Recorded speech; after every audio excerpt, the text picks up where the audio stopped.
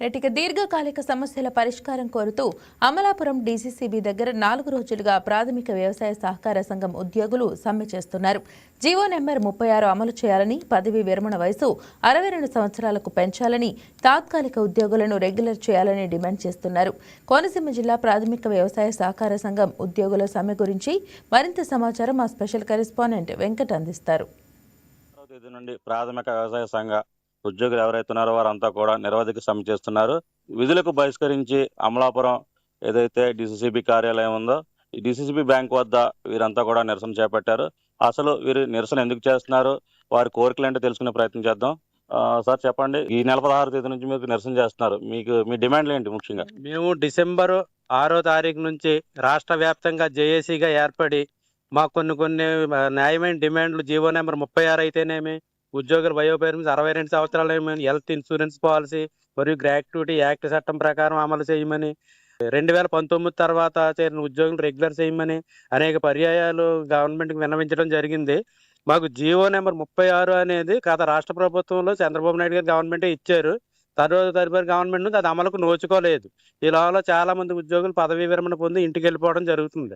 కాబట్టి ఇప్పటికైనా చేయమని మేము డిసెంబర్ 6 నుంచి దశల వారీగా వివిధ రూపాల్లో కార్యక్రమాలు చేయడం జరిగింది. రాజధాని నుంచి గుంటూరు ఆర్సీఎస్ ఆఫీసు, విజయవాడ ధర్నా చౌక్ నిరాహార దీక్షలు కూడా చేసి ఉద్యమం చూసింది.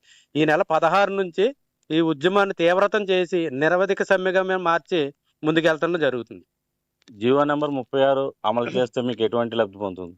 జీవో నెంబర్ 36 అమలు ద్వారా ప్రాథమిక సహకార సంఘాల్లో పనిచేస్తున్నటువంటి ఉద్యోగులకి గ్రాట్యుటీ చట్టబద్ధంగా లభించేటువంటి ఆస్కారం ఉంది. అదేవిధంగా వారికి ఇన్సూరెన్స్ ప్రీమియం బ్యాంకు వారే చెల్లించేటువంటి అవకాశం కూడా ఉంది.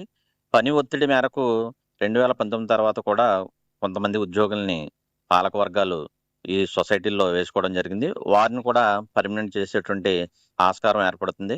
సొసైటీ ఉద్యోగుల యొక్క న్యాయమైన డిమాండ్లని ఎప్పటికైనా ప్రభుత్వం పరిశీలించి తక్షణ పరిష్కారం చేసినట్లయితే రైతులకి సొసైటీల ద్వారా మరిన్ని సేవలు అందుతాయని మేము అభిప్రాయపడుతున్నాం. ఇప్పుడు విధులు బహిష్కరించి మీరు ధర్నా చేస్తున్నారు, ఈ నేపథ్యంలో ఇబ్బంది పడతారేమో రైతుల ఇబ్బందికి కారణం ప్రభుత్వందే బాధ్యత.